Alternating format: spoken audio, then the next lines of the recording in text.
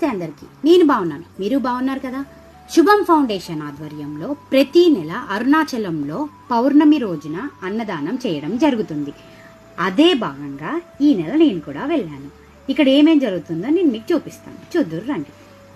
Night నుంచి prepare చేస్తే పొద్దున వరకు 2000 నుంచి 3000 మంది వరకు ఈ ఫుడ్స్ ప్రిపేర్ చేయడం జరిగింది. దాంట్లో ఒక స్వీట్, పులిహార, ఆలు టమాటా, దోసకాయ పప్పు, వైట్ రైస్, సాంబార్, దద్దోజనం ఇవన్నీ చేయడం జరుగుతుంది. ఎంతో మంది కష్టపడితేనే ఇవన్నీ అవుతాయి. ఎంతో మంది కష్టపడితేనే మనం ఇంతమందికి ఫుడ్ సర్వ్ చేయగలుగుతున్నాం.